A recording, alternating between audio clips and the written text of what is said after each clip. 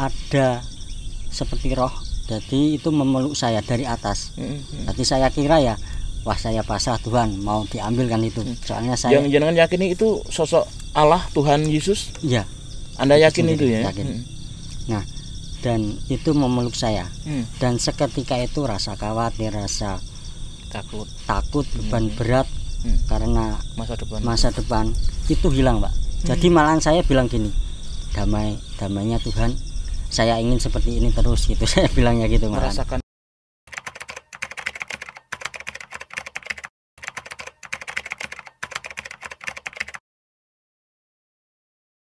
Ada bayangan untuk kedepannya, untuk balik lagi ke Jawa. Dan puji Tuhan, sekarang dapat pekerjaan di salah satu perusahaan di Kudus. Cuma itu aja. Sudah nyaman dengan pekerjaan ini sementara ini? Puji Tuhan, nyaman. Ya. Happy ending bersama Tuhan gitu. Gak sia-siakan doamu, gak sia-siakan pengharapanmu, itu kan. Iya, timingnya Tuhan tuh nggak bisa kita samakan dengan timingnya kita itu.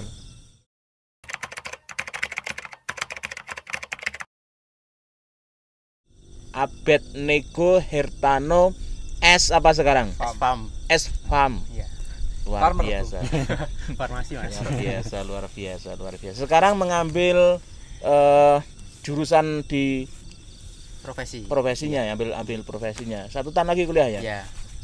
Oke, luar biasa. Gimana ini perjalanannya? Kita tahu bahwa Tuhan tuh nggak selalu berjanji langit selalu biru kan ya. Jalan nggak selalu rata, dan sampai di titik Tuhan kasih kamu berkat yang luar biasa, meskipun ini belum ending karena masih terus perjalanan kehidupan akan terus berjalan gitu. Gimana ceritanya Om Apet? Ya. Saya nganggur dong, Mas.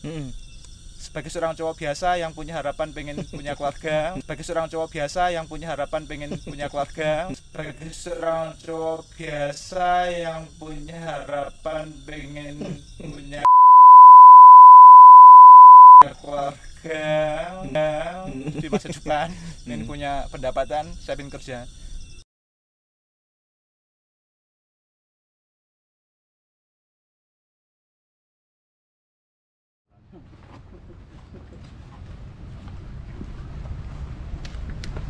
Kak jadi lembur Om.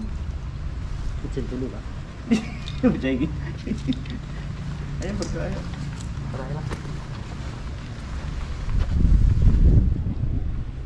Bapa surgawi Tuhan Yesus, kami sungguh bersyukur di tengah-tengah kesibukan kami, kelelahan kami, Tuhan memberikan kami sebuah kesempatan untuk melayani.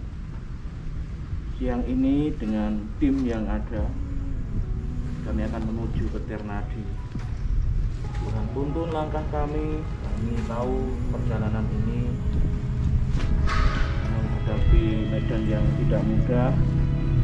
Namun Yesus Engkau mendahului kami, sehingga di tempat di mana kami akan ambil video khotbah, haleluya, amin. Kuatkanlah hatimu, lewati setiap persoalan.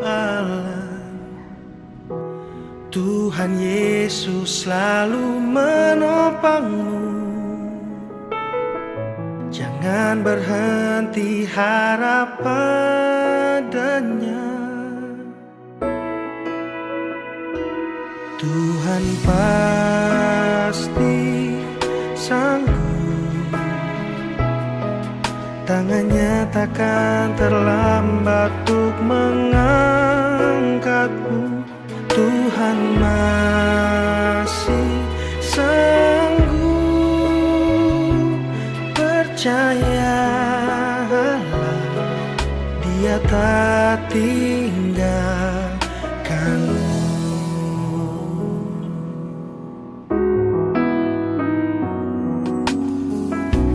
Kuatkanlah hatimu, lewati setiap persoalan.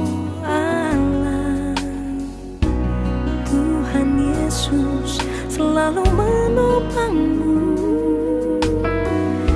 Jangan berhenti harap padanya.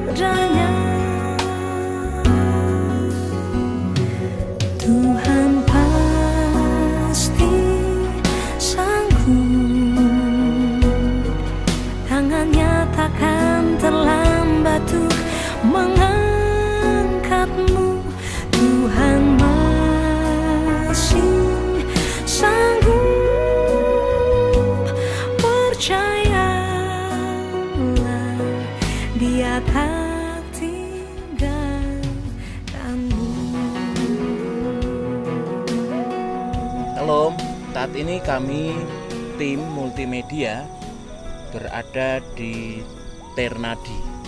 Kenapa kami datang ke Ternadi? Karena saya mendengar bahwa tempat ini bagus, indah, dan saya juga mendengar katanya di tempat inilah, di Ternadi ini, ada satu perusahaan besar di Indonesia yang membuat iklan salah satu produknya di tempat ini. Dari asal mula mendengar, maka puji Tuhan kami tim multimedia dari GT Jembulung Cangkring akhirnya sampai di tempat ini dengan perjalanan yang sangat memacu adrenalin, karena jalan yang tidak mudah, kiri tebing, jurang, dan jalannya tidak rata saudara, tetapi bersyukur kami boleh disertai Tuhan dan sampai di tempat ini dalam keadaan baik. Di dalam Alkitab ada satu cerita yang menarik tentang seorang perempuan dari Syro Fenisia. Kalau sekarang adalah wilayah Lebanon saudara. Ada seorang perempuan yang tiba-tiba datang mencari Tuhan dan dia bersimpuh, bersujud di hadapan Tuhan meminta pertolongan Tuhan. Karena ternyata wanita dari Syro Fenisia ini pernah juga mendengar tentang Yesus Kristus dengan segala karya-karya ajaib yang dilakukan Tuhan, sehingga dia dari mendengar ini akhirnya datang kepada Tuhan. Nah, kesempatan ini kita akan banyak belajar tentang perempuan dari Syro Fenisia ini, namun kita berdoa terlebih dahulu. Mari teman-teman kita berdoa bersama, kita memohon pertolongan Tuhan. Atas anugerah-Mu Bapa, kami berada di tempat ini dan kami sungguh mengucap syukur. Terlebih kami merasakan bagaimana indahnya karya agung Tuhan di dalam kehidupan kami. Kami sungguh mengucap syukur mengenal Engkau, dan kami saat ini akan menggumuli kebenaran firman-Mu. Kami akan banyak belajar tentang firman-Mu. Kiranya Engkau sungguh menolong dan memberkati kami. Di dalam nama Tuhan Yesus kami berdoa. Amin. Saudaraku, kita akan belajar dari Injil Markus pasal yang ke-7 ayat 24 sampai dengan yang ke-37. Demikian firman Tuhan. Perempuan Syro Fenisia yang percaya. Lalu Yesus berangkat dari situ dan pergi ke daerah Tirus. Ia masuk ke sebuah rumah dan tidak mau bahwa ada orang yang mengetahuinya. Tetapi kedatangannya tidak dapat dirahasiakan. Malah seorang ibu yang anaknya perempuan kerasukan roh jahat segera mendengar tentang dia, lalu datang dan tersungkur di depan kakinya. Perempuan itu seorang Yunani bangsa Syro Fenisia. Ia memohon kepada Yesus untuk mengusir setan itu dari anaknya. Lalu Yesus berkata kepadanya, "Biarlah anak-anak kenyang dahulu, sebab tidak patut mengambil roti yang disediakan bagi anak-anak dan melemparkannya kepada anjing." Tetapi perempuan itu menjawab, "Benar Tuhan, tetapi anjing yang di bawah meja juga makan remah-remah yang dijatuhkan anak-anak." Maka kata Yesus kepada perempuan itu, "Karena kata-katamu itu, pergilah sekarang, sebab setan itu sudah keluar dari anakmu." Perempuan itu pulang ke rumahnya, lalu didapatinya anak itu berbaring di tempat tidur, sedang setan itu sudah keluar. Kemudian Yesus meninggalkan pula daerah Tirus dan dengan melalui Sidon pergi ke Danau Galilea. Di tengah-tengah daerah Dekapolis, di situ orang membawa kepadanya seorang yang tuli dan yang gagap dan memohon kepadanya supaya ia meletakkan tangannya atas orang itu. Dan sesudah Yesus memisahkan dia dari orang banyak, sehingga mereka sendirian, ia memasukkan jarinya ke telinga orang itu lalu meludah dan meraba lidah orang itu. Kemudian sambil menengadah ke langit, Yesus menarik nafas dan berkata kepadanya, "Efata," artinya terbukalah. Maka terbukalah telinga orang itu, dan seketika itu terlepas pulalah pengikat lidahnya. Lalu ia berkata-kata dengan baik. Yesus berpesan kepada orang-orang yang ada di situ supaya jangan menceritakannya kepada siapapun juga.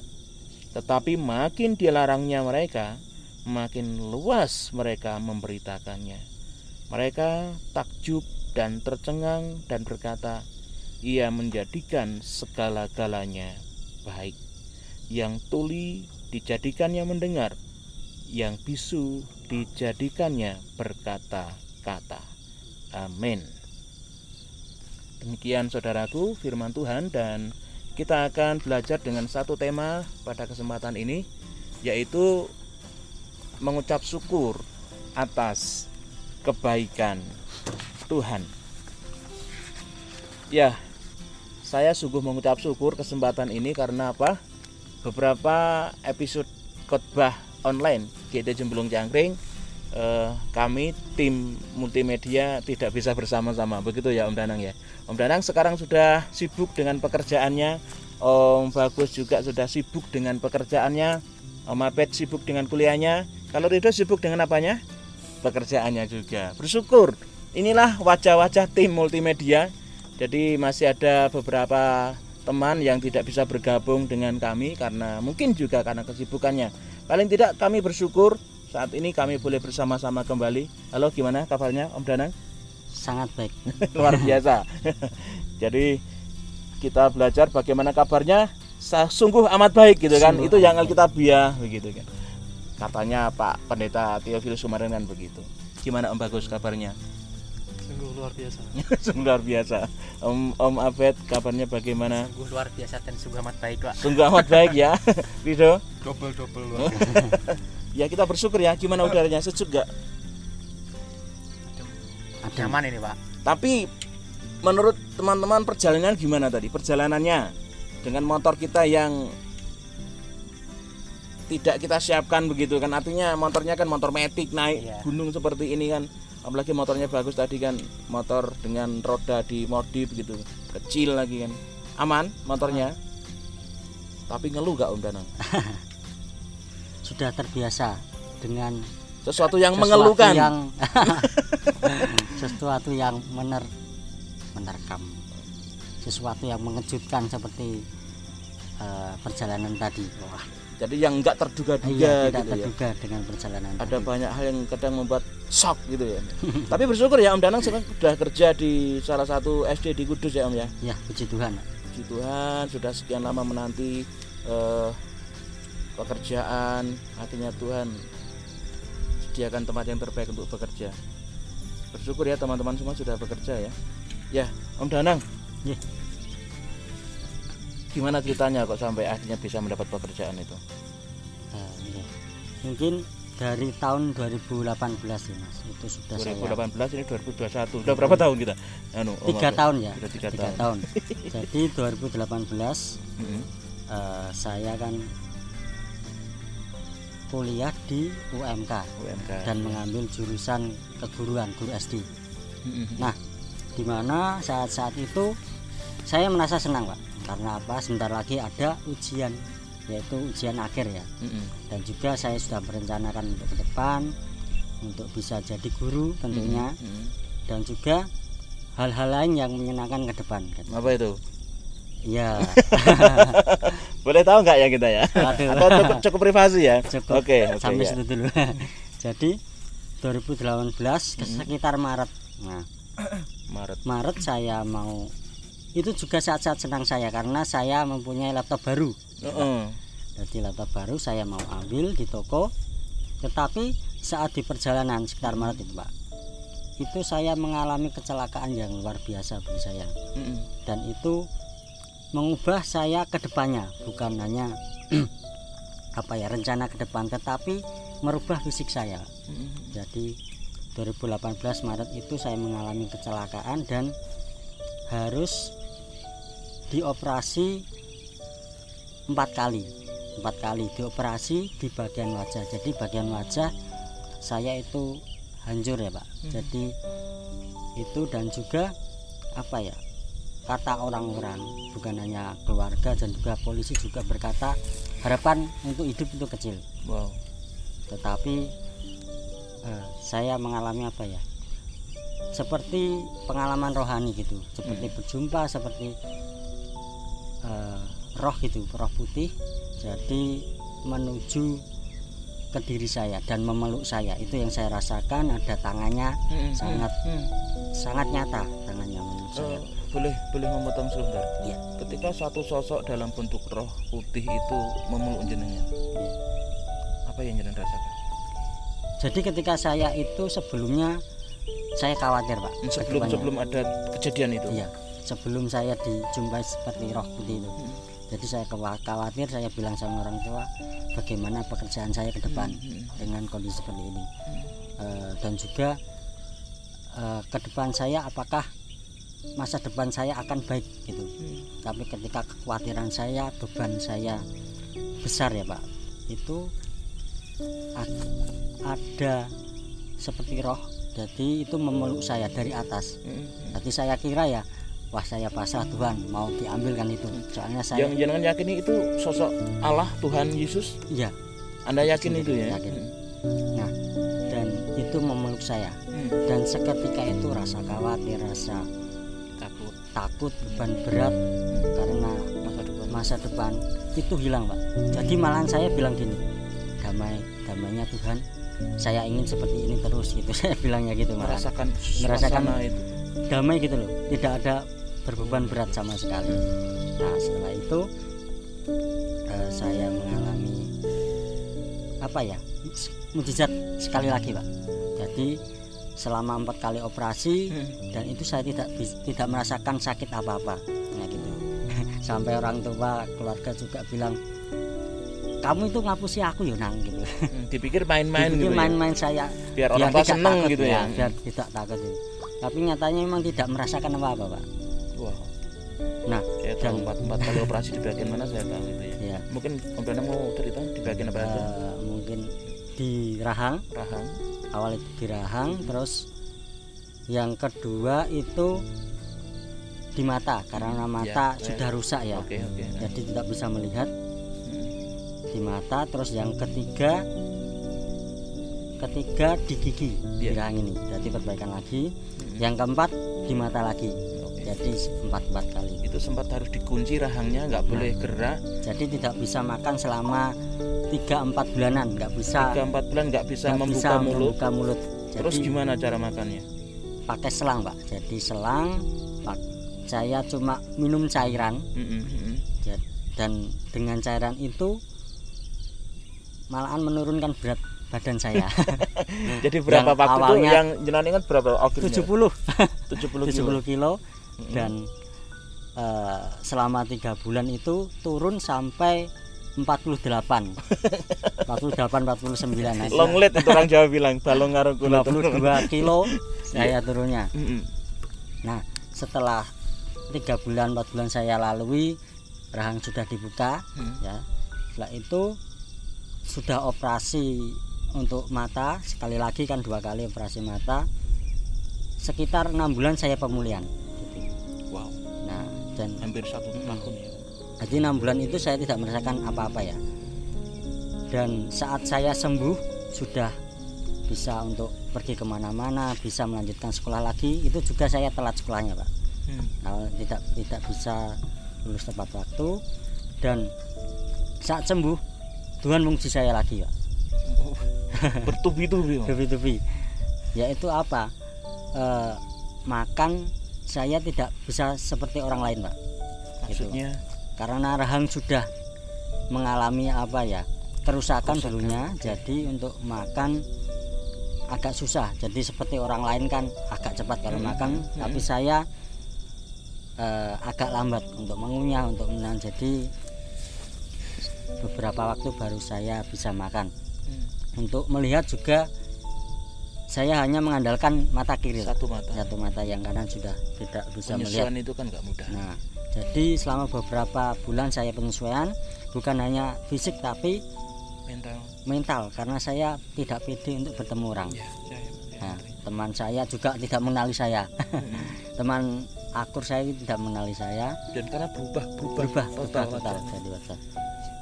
Nah, tetapi di saat saya down ya Pak, itu saya mungkin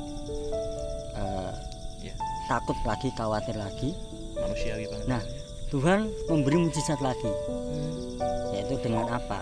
Tuhan justru dengan kekurangan saya ini Tuhan memakai untuk bisa memberkati orang malahan Pak. Nah, gimana tuh ceritanya tuh? Jadi dengan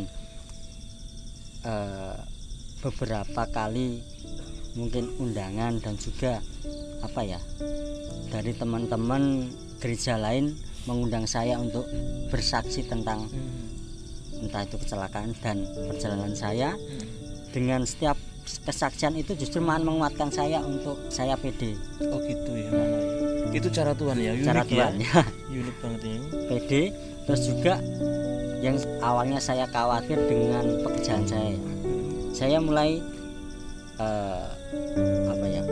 sudah percaya bahwa Tuhan akan menyediakan bagi saya. Karena ketika saya tidak tahu pekerjaan saya nantinya, karena saya kan pas sama ibu bilang pekerjaan saya nanti gimana ya Bu, karena fisik saya. Loh, kamu punya Tuhan, apa yang kamu minta pasti Tuhan sediakan, bilang ibu bilang gitu. Nah, dan bersyukur beberapa bulan, beberapa tahun saya memang menganggur Pak. Setelah itu karena tidak beberapa masa-masa padang gurun ya itu pasti banyak yang melalui. Tapi bersyukur 2020 ya, 2020 Tuhan jawab setiap doa saya, yaitu saya mendapatkan pekerjaan sebagai guru di SD swasta ya Pak. Tentu sebuah perjalanan nggak gampang ya teman-teman. Tapi ada yang kelewatan loh. Apa? Om Rido, Om Abed, Om Bagus. Ada satu berkat yang Om Danang terima sebenarnya. Mungkin saat kuliah. Enggak. Ya, saya tahu jangan kuliah bisa komlot gitu kan. Bener kan ya? Jangan bisa bersaksi di depan para dosen gitu kan. Dan tidak hanya para dosen, banyak orang yang hadir, tapi ada satu hal yang luar biasa. Terpilih jadi majelis loh bro. Terpilih jadi majelis dengan seusia muda kayak gini. Mungkin saya seusia di Om Danang usia berapa sekarang? Tit gitu ya. Masih mancing Pak. Ya saya masih grup-grup gak jelas lah. Tapi Om Danang seusia ini sudah dipercaya jemaat untuk ambil sebuah tanggung jawab pelayanan yang lebih serius. Menjadi majelis itu kan luar biasa. Menurut saya pelayanan itu adalah berkat yang enggak ternilai dengan apapun gitu. Jadi itu berkat yang luar biasa juga Om. Selain banyak mujizat, banyak kebaikan-kebaikan yang Tuhan berikan ke Om Danang dan jenengan nikmati, meskipun sebelumnya memang sempat sempat benar-benar gitu ya. Iya, terima kasih kesaksiannya. Ya, selanjutnya Om Rido punya cerita menarik juga tentunya ini. Selama mengalami masa-masa sebelum sampai di titik sekarang, gimana Om Rido? Kisahnya bisa di-sharekan dengan kita semua gitu. Kita pernah punya cerita masing-masing ya, dan punya jalan hidupnya masing-masing. Saya juga punya. Saya mau bilang dulu tuh kayak Tuhan itu seperti seorang sutradara yang unik. betul. Kadang lucu, kadang punya hal-hal yang nggak terpikirkan. Jadi dulu setelah selesai kuliah itu saya ikut program yang namanya IFEP. Itu program yang diselenggarakan oleh Mennonite dan diselenggarakan dari beberapa gereja. Tiga denominasi gereja ya. GITJ sama CKI. Ya. Betul. Dan waktu itu dari GITJ ada 2 orang perwakilan dan dari lain-lainnya juga 2 orang sebetulnya. Dan saya puji Tuhannya kok terpilih waktu itu. Saya nggak nyangka juga Mas waktu itu karena saya tahu background saya seperti apa, saya tahu kapasitas saya seperti apa. Ya nggak tahu, mungkin karena anugerah Tuhan waktu itu memang. Jadi saya terpilih. Secara manusia seneng dong karena background dari orang desa bisa terpilih, dan program IFEP adalah program yang dilakukan di luar negeri, pertukaran pemuda gitu. Jadi kan wah ini pengalaman yang hebat. Jadi singkat cerita saya terpilih, senang dong waktu itu. Sempat euforia, wah orang bangga desa gitu nih ya. bisa ke luar negeri gitu. Nah tapi ternyata Tuhan punya apa skenario lain mas. Ketika saya udah yakin mau berangkat, Tuhan ganti alur ceritanya, enggak happy ending, tapi sad ending. Jadi Tuhan belum mengizinkan saya waktu itu karena alasan yang sampai 2 kali saya gagal berangkat. Jadi yang alasan pertama karena apa, pihak dari Amerika nggak bisa menerima apa seperti itu, ada masalah, ada persoalan. Terus yang kedua digagalkan dengan COVID. Jadi saya menganggur itu 2 tahun, nggak jadi pergi ke tempat luar negeri tadi karena COVID juga. Nganggur berapa tahun? 2 tahun dari saya lulus kuliah. Sebenarnya masih ada harapan ingin berangkat begitu kan ya? Betul, sebenarnya masih ada harapan, tapi karena mengingat, jadi Tuhan tuh kadang sengaja membuat orang patah hati, tapi dengan tujuan untuk membuat orang itu lebih kuat ke depannya. Yes, saya setuju. Betul. Dan saya mengambil sebuah apa ya, pemahaman bahwa proses hidup saya itu nggak selalu mulus, tapi kalau sutradaranya Tuhan, saya yakin betul di akhir tuh pasti ada jawaban yang luar biasa indah. Dan puji Tuhan, setelah proses panjang itu dan juga setelah saya lulus, setelah proses itu saya nganggur dong mas. Sebagai seorang cowok biasa yang punya harapan pengen punya keluarga di masa depan, pengen punya pendapatan, saya pengen kerja. Lamar kerja waktu itu kok ya susah betul waktu itu. Ya, sama Mas Danang juga saya mengalami waktu itu. Bersama-sama di teman nganggur saya. Lamar kerjaan ke sana-sani, ke job fair ya. Iya.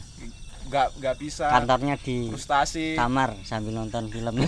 Stres itu kami alami mas waktu itu. Ya. Karena apa ya? Karena sebagai seorang cowok di masa-masa umur segitu kan perlu jati diri ya untuk pekerjaan. Dan waktu itu pun juga susah banget cari kerja. Nah,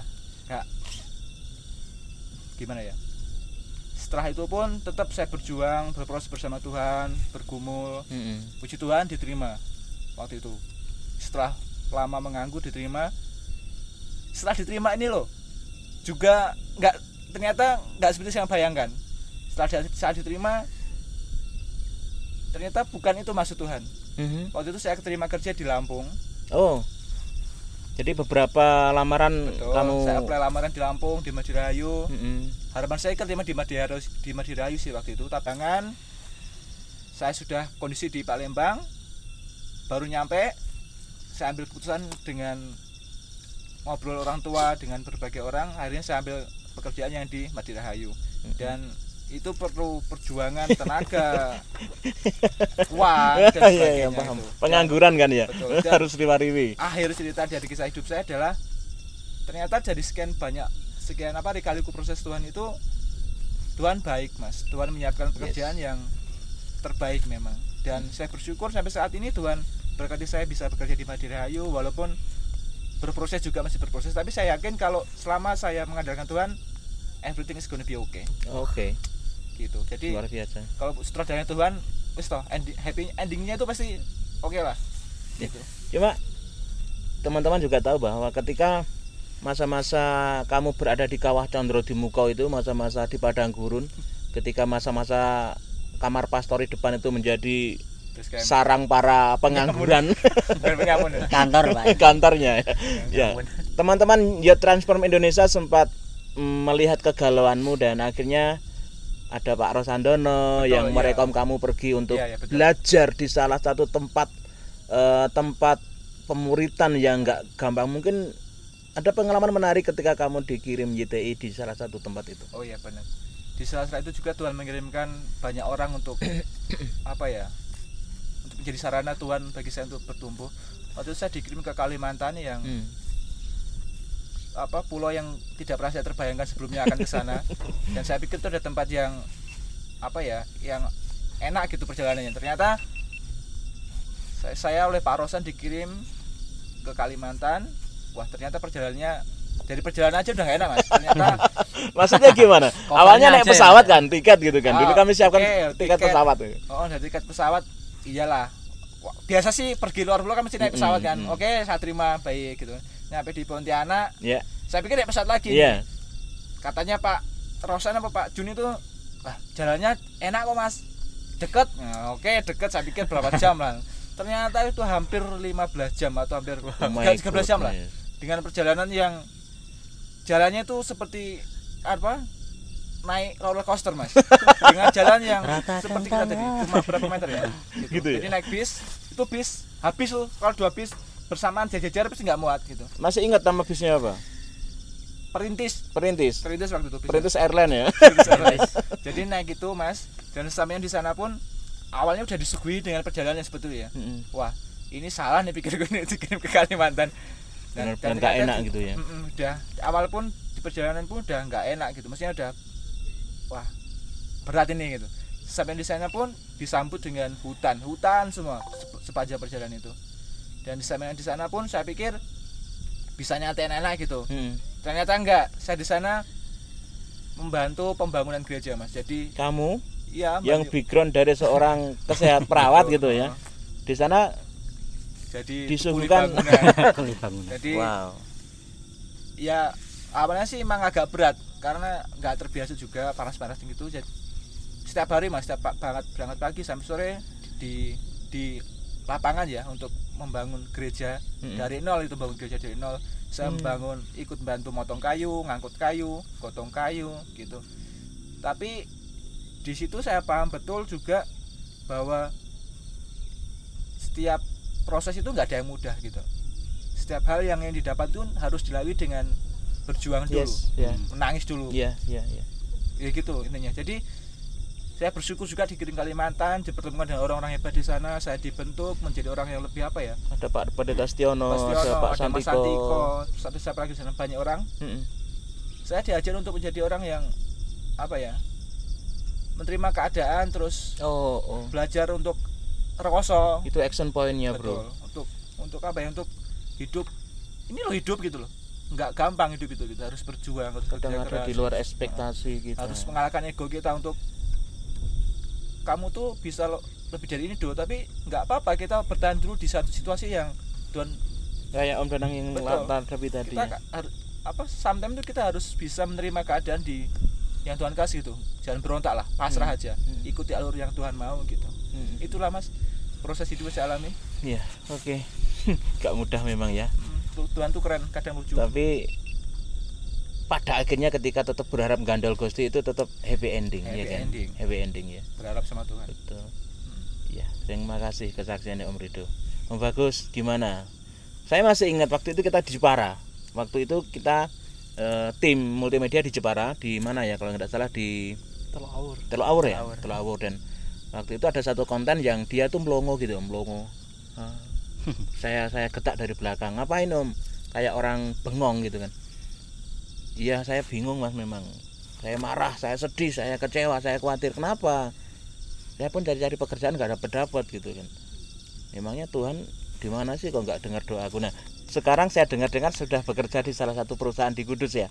Iya. Terus gimana ceritanya itu bisa menjadi kesaksian untuk kita semua?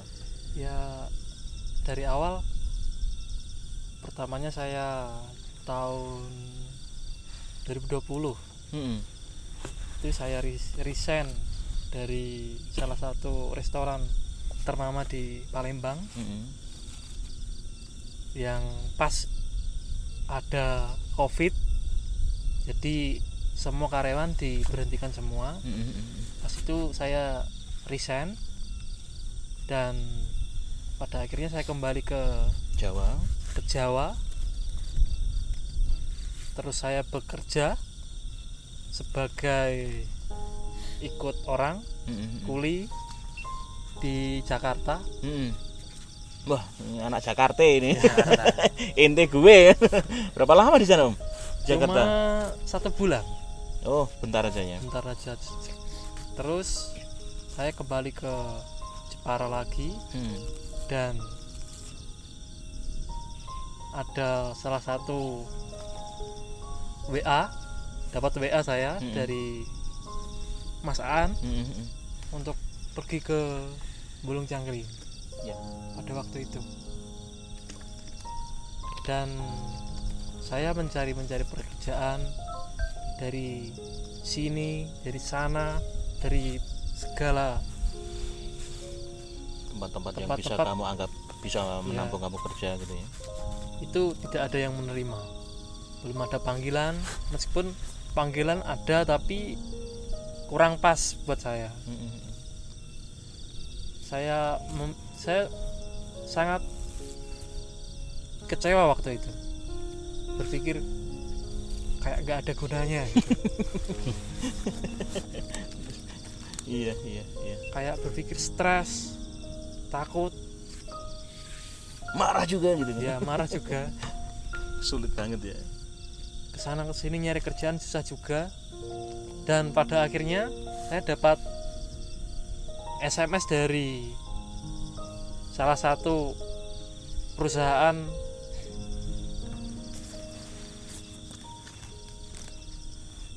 seperti Indomaret, Alfamart itu yang ada di Palembang. Saya pergi ke Palembang lagi. Balik lagi, naik motor ya? Naik motor. Gila. Sendiri. Gila. Antar pulau. Iya. Nah waktu itu di sana saya training 3 hari. Pas training ada uang administrasi waktu itu. Oh, harus ada uang administrasi. Iya. Saya nggak ada uang waktu itu. Pas nggak ada uang, saya tinggalkan aja. Tinggalkan gitu aja. Iya. Sudah training padahal ya. Betul, sudah training.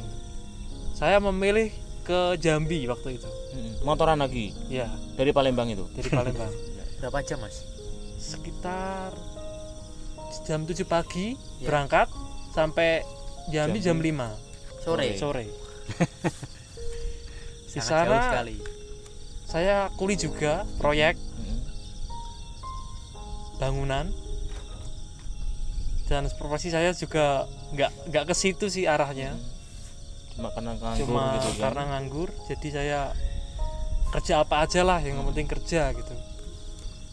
Saya di Jambi cuma 2 bulan, gajinya nggak tetap, maksudnya molor gajinya. Oh, dari waktu yang ditentukan kadang ngolor gitu ya. Molor. Itu tergantung mandornya sih nggak itu biasanya. Jadi saya balik lagi ke Palembang, motoran lagi. Ngelamar lagi di rumah, di tempat Mbah. Kerja lagi 1 minggu di CNE sebagai kurir. Pernah, wah banyak pengalaman ini ya. Waktu itu. Nah terus saya berpikir sama Tuhan, kok nggak di bidang saya gitu pekerjaan.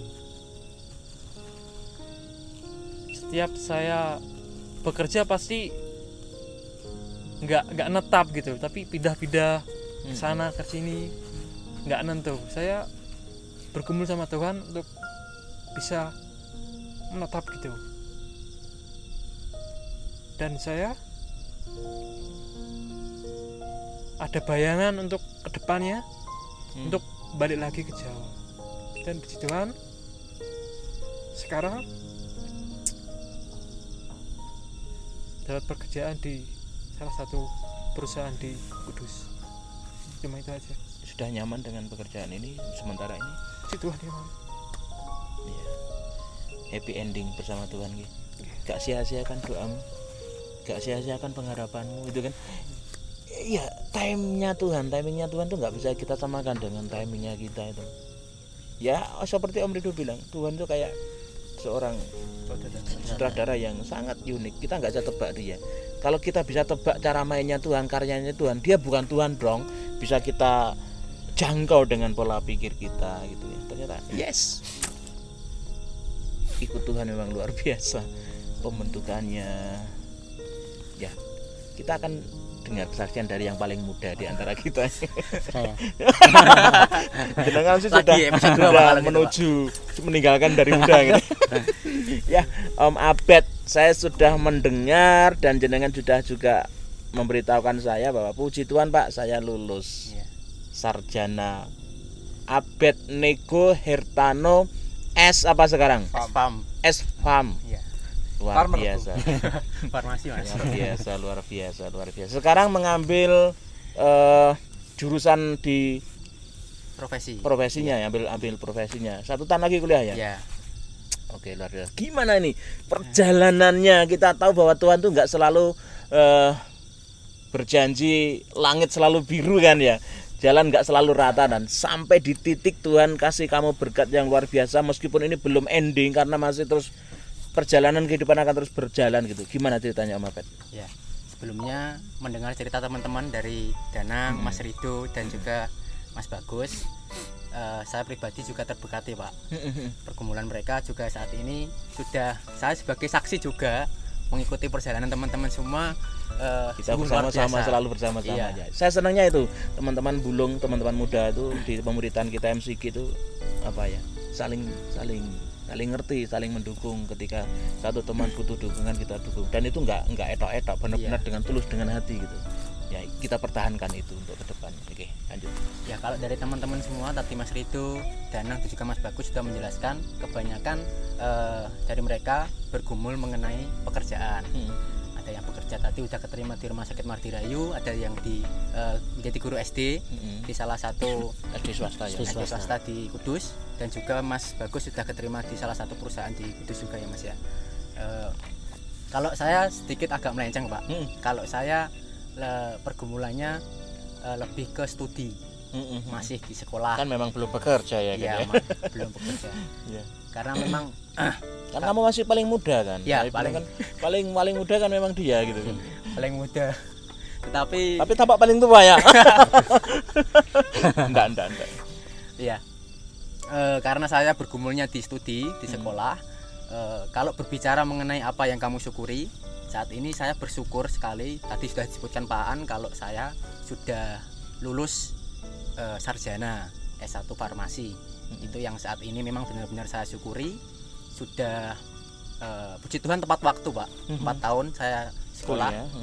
Tidak lebih, tidak molor. Biasanya kan kalau kayak di tongkrongan gitu, kuliah itu harus lebih dari 5 tahun. Gitu ya. Jangan di bawah 5 tahun. Eman-eman gitu ya. Kesan situasi kampus itu kurang gitu. Kalau bisa lebih dari 5 tahun. Gitu bro. Masih abadi. Teman-teman tongkrongan saya itu malah mendukung untuk molor-molor Mas ya. Tetapi puji Tuhan, rencana Tuhan saya diluluskan tepat waktu 4 tahun. Iya.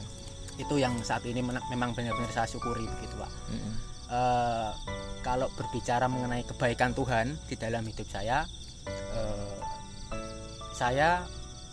sungguh mengucap syukur atas setiap kebaikan Tuhan yang begitu dinyatakan dalam hidup saya. Karena ini bukan step terakhir dalam bidang studi saya, karena dalam hal kesehatan terkhususnya saya kan ambil studi farmasi. Jadi harus lanjut 1 tahap lagi, yaitu profesi apoteker. Dan ini bukan tahapan yang terakhir, tetapi saya harus lanjut begitu. Dan kemarin saya sempat juga tanya-tanya kepada kakak tingkat informasi mengenai profesi apoteker, bagaimana kuliahnya, bagaimana untuk cara daftarnya. Sempat terkena mental saya Pak. Mendengar bagaimana kuliahnya sangat padat, prakteknya, pendaftarannya pun cara masuknya itu sudah sulit sekali, dan keluarnya pun juga sudah sulit sekali, sangat sulit. Di apoteker itu. Iya, di profesi itu. Tapi kan punya mentor jenengan. Siapa? Pak Agung itu. Dia kan benar-benar punya pengalaman di situ. Ya, enggak salah juga gitu. Panutan dalam bidang profesi itu Pak Agung. Iya. Melanjutkan, saya sempat terkena mental karena mendengar cerita dari kakak tingkat kalau masuknya sulit, nanti prosesnya juga sulit karena profesi itu 1 tahun Pak. Kita sekolah profesi itu 1 tahun, dan ini kalau yang sudah diceritakan dari kakak tingkat itu tingkat kesulitannya itu hampir seperti 4 tahun. Jadi kayak 1 tahun itu dirangkap jadi kayak 4 tahun tapi dirangkap buat jadi 1 tahun. Jadi 1 tahun dipadatkan. Dan perbedaannya dengan sarjana, kalau di sarjana kan lebih banyak teori. Kalau di profesi ini nanti kita lebih terjun langsung, lebih ke prakteknya. Jadi agak ya memang benar-benar perlu pengorbanan begitu. Nah, dari situ saya mencoba untuk memantaskan diri gitu. memantaskan gitu, maksudnya gimana nih? Memantaskan dalam arti karena tadi sudah mendapatkan clue kalau profesi itu sangat sulit ya. Jadi saya sudah mempersiapkan entah dari akademiknya, dari mentalnya juga, dari kesiapan saya pribadi pun juga saya mempersiapkan itu Pak. Kemarin sempat sudah daftar, sudah mencoba untuk daftar. Sebelumnya saya itu berdiskusi terlebih dahulu kepada kedua orang tua saya Pak mengenai saya lanjut nggak gitu. Bu Pak, kira-kira saya lanjut nggak profesi gitu. Ya kalau kamu memang untuk siap untuk lanjut profesi ya lanjutkan saja. Begitu. Kalau dalam segi finansialnya pun juga puji Tuhan membantu sudah cukup. Salah satu bentuk kebaikan Tuhan menurut saya Pak. Betul. Adanya berkat dari Tuhan dalam bentuk finansial, terus dukungan dari orang tua, teman-teman semua, itu salah satu bentuk kebaikan Tuhan yang saya alami begitu. Karena orang tua sudah menyetujui untuk mendaftar, kemudian saya daftar hari itu juga. Pada waktu itu saya daftar, kemudian 2 hari setelah itu langsung ada tes ujian. Jadi ujian tesnya itu ada 2 tahap, tes tertulis dan wawancara. Pendaftarnya itu 500 orang. Wow. 400 lah Pak. 490 berapa begitu. Hampir 500 lah. Saya bulatkan jadi 500 orang yang tersaring di tahap tes tertulis itu 150 orang tersaring dalam ujian tes tertulis. Puji Tuhan saya lolos ujian tes tertulis tahap awal. Dan itu adalah salah satu tes yang menyaringnya itu banyak. Kan dari 500 ke 150, hampir berapa persen? Sekian, ya. Kemudian ada tahap lagi yaitu tes wawancara. 2 hari setelah pengumuman itu langsung tes wawancara. Dan di situ disaring menjadi 120. Jadi masih ada 30 untuk pengurangan orang. Wah, iya. Nah, itu deg-degan juga ya Om ya. Sangat deg-degan sekali Pak. Saya masih ingat hari Sabtu jam 3 sore, setengah 3-an pengumuman final terakhir siapa yang lulus itu 120 orang, namanya siapa. Saya buka, saya scroll kok nggak ada nama saya. Dari atas gitu pelan-pelan kok nggak ada nama saya. Deg-deg gitu ya Om ya. Ternyata saya absen terakhir Pak. Oh my God. Ada nama saya Abed Neguirtano. Puji Tuhan saya di situ merasakan kebaikan Tuhan itu sungguh dinyatakan atas saya begitu Pak. Pada waktu itu saya merasakan kebaikan Tuhan. Saya bersyukur kalau puji Tuhan sudah keterima profesi apoteker begitu. Ada kunci Pak yang saya ambil, maksudnya dalam melakukan saya dari menjadi mahasiswa baru, kuliah sarjana, kemudian masuk apoteker. Ada kunci yang saya pegang dalam hati saya, dan kunci itu terdapat pada ayat 1 Korintus 2 ayat 5 yang 5. Ya 1 Korintus 2 ayat 5 yang menyatakan bahwa supaya imanmu tidak bergantung pada hikmat manusia, tetapi kepada kekuatan Allah. Dari ayat ini saya diberikan pelajaran untuk tidak menggantungkan kekuatan saya sendiri, tidak hikmatmu, kepandaianmu, kecerdasanmu saja, finansial juga ya. Iya benar Pak. Tetapi semua gantungkan kepada Tuhan, serahkan semuanya. Pasti untuk masalah jalan dilancarkan begitu. Amin. Seperti yang sudah dikatakan Mas Rido, Tuhan pasti akan memberikan sesuatu yang indah di ujung sana begitu. Walaupun kita tidak tahu bagaimana jalannya, tetapi Tuhan sudah pasti sudah memberikan yang terbaik. Aku tak dapat melihat, itu kan. Itu seperti lagu itu mungkin ya gambarannya. Ya jadi yang saya syukuri itu tadi Pak, sudah sampai tahap ini itu keren, Om. Sudah sangat saya syukuri kebaikan Tuhan dinyatakan atas studi saya begitu. Terima kasih kesaksian yang keren, luar biasa Om Danang, Om Rido, Om Bagus, Om Abed. Ya teman-teman, terima kasih sekali untuk kesaksian dari teman-teman, dan itu juga memberkati saya. Dan sebenarnya kalau teman-teman cerita Alkitab yang baru saja kita baca tadi, perempuan dari Syro Fenisia itu sama halnya dengan kita. Perempuan ini kan berasal dari bukan orang Yahudi ya. Dia berlatar belakang Yunani, kalau sekarang tuh daerahnya tuh Libanon itu katanya, seperti itu saya baca, saya pelajari. Nah, dia mendapatkan kebaikan Tuhan, berkat Tuhan. Bagaimana dia bergumul, anaknya kerasukan setan. Tahu dong orang tua, kalau anaknya sedang sakit aja kita sudah bingung. Saya tuh kalau anak saya sakit aja bingung. Ini anaknya kerasukan setan. Dia sebagai ibu, dia bingung. Dia mendengar ada seorang yang namanya Yesus yang penuh kuasa, dan dia lari kepada Yesus sampai tersungkur dan meminta kepada Tuhan. Tapi ketika dia minta sama Tuhan, apa jawaban Tuhan? Biarkan anak-anak kenyang dulu, kata Tuhan kan. Masa roti saya berikan kepada anjing, padahal roti ini kan untuk anak-anak gitu kan. Tapi apa jawab perempuan ini? Tuhan, anjing pun makan remah-remah dari rotinya anak-anak yang jatuh dari meja gitu kan. Artinya apa? Perempuan ini sadar banget kalau dia itu sebenarnya nggak layak terima kebaikan Tuhan. Perempuan ini nggak layak terima berkatnya Tuhan. Sama kayak kita sih, kita tuh siapa gitu kan. Kita tuh juga tahu sebenarnya kita tuh nggak layak menerima kebaikan-kebaikannya Tuhan. Tapi kenapa Tuhan nyatakan? Ya kan? Karena Tuhan sungguh mengasihi kita. Nah, karena perkataannya ini, perempuan ini juga mendapatkan berkat Tuhan, perkataan iman, perkataan yang penuh dengan kerendahan hati. Dia mau meminta berkat Tuhan dengan tulus. Dan Tuhan akhirnya bilang apa? Pergilah sekarang, sebab setan itu sudah keluar dari anakmu. Ini yang menjadi perempuan ini benar-benar bersyukur di hadapan Tuhan atas kebaikan yang Tuhan nyatakan dalam hidupnya. Nah, namun berkat Tuhan itu kan nggak terus mak beduntuk dapat berkat Tuhan gitu kan. Ada perjalanan-perjalanan yang ya seakan-akan kita sampai di satu titik pertanyaan, di mana Tuhan gitu kan. Kenapa Tuhan diam? Kenapa Tuhan nggak jawab ketika aku berdoa itu seketika gitu kan. Tapi Tuhan izinkan padang gurun, Tuhan izinkan kita mengalami kawah condro di muka, pembentukan dan luar biasa. Dan endingnya tetap Tuhan akan kasih yang terbaik untuk Om Danang, Om Rido tadi, Om Apet, Om Bagus. Nah, persis kayak wanita ini, sebelum dia terima berkat Tuhan pun dia harus banyak mengalami hal yang nggak mudah gitu. Nah, satu hal yang saya mau kasih tahu ke teman-teman semua, penderitaan yang kita alami, ujian-ujian yang kita alami itu baik untuk kita, amin. Tanpa orang pernah merasakan penderitaan, orang itu nggak akan kuat. Tanpa orang pernah merasakan penderitaan, orang itu nggak bisa bertumbuh.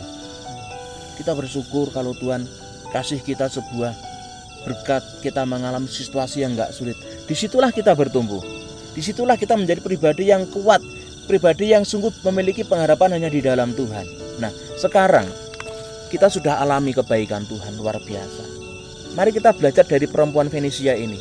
Setelah dia mendapatkan berkat Tuhan, gitu kan, anaknya dibebaskan Tuhan dari cengkraman roh jahat, apa yang dia lakukan? Satu hal teman-teman, ketika Tuhan berkata kepada perempuan ini, ayat 29, maka kata Yesus kepada perempuan itu, karena kata-katamu itu pergilah sekarang, sebab setan itu sudah keluar dari anakmu. Ayat 30, perempuan itu pulang ke rumahnya, lalu didapatinya anak itu berbaring di tempat tidur, sedang setan itu sudah keluar. Ada satu hal yang dilakukan perempuan ini. Dia mendengar perintah Tuhan. Dia tidak membantah perkataannya Tuhan. Dia percaya kepada Tuhan. Dia tidak menunda-nunda untuk melakukan apa yang dikatakan Tuhan. Itu yang Tuhan mau dari kita. Mari kita menjadi pribadi yang mau sungguh mengucap syukur itu dengan kita mau fokus kepada perintah Tuhan. Kita mau taat akan perintah Tuhan. Walaupun kadang perintah Tuhan itu gak masuk akal kan. Taat aja sama perintah Tuhan. Jangan tunda-tunda untuk mentaatinya.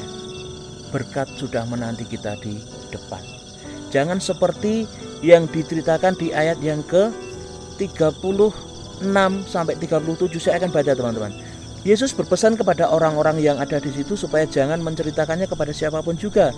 Ini kasusnya adalah ketika Tuhan juga menyembuhkan seseorang yang tuli bisu gitu. Tuhan berpesan jangan ngomong siapa-siapa ya, karena memang waktu itu belum waktunya Tuhan untuk menyelesaikan pekerjaannya di bumi. Tetapi apa yang terjadi? Karena takjub, karena heran, mereka malah semakin dilarang, semakin menceritakan dengan ke tempat yang lebih luas gitu loh. Mereka nggak taat akan omongan Tuhan ini. Mereka nggak taat akan perintah Tuhan. Wong dilarang menceritakan kok malah menceritakan lebih luas. Saudara-saudara, teman-teman, artinya jangan sampai kita seperti itu, karena pada akhirnya yang dilakukan oleh orang-orang yang menceritakan yang belum pada waktunya ini itu nggak bagus pada akhirnya. Jadi orang mengikuti Tuhan, kalau kita baca perikop selanjutnya, orang itu mengikuti Tuhan hanya ingin melihat berkat-berkatnya Tuhan. Orang itu ingin setia pada Tuhan, itu ingin melihat mujizat-mujizatnya Tuhan. Nah, Tuhan nggak mau. Orang yang hanya percaya kepada Tuhan karena berkat-berkatnya Tuhan saja, ini akan seperti halnya orang percaya yang membangun rumahnya di atas pasir. Tahu ya maksudnya? Ketika ada ombak datang, habis sudah.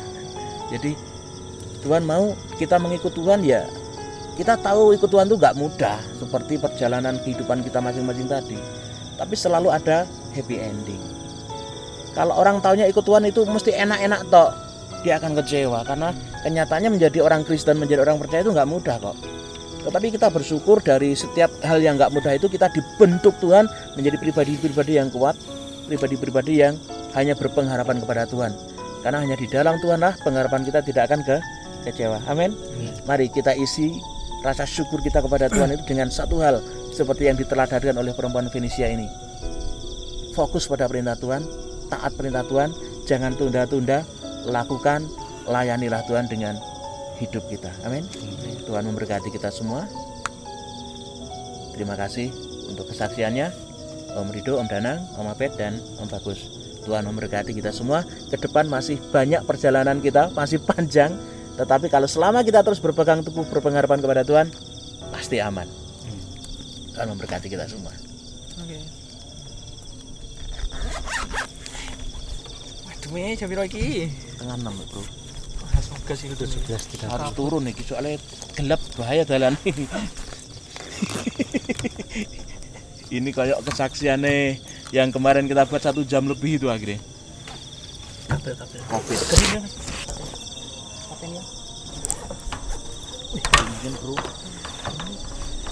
Pak, matikan nggih.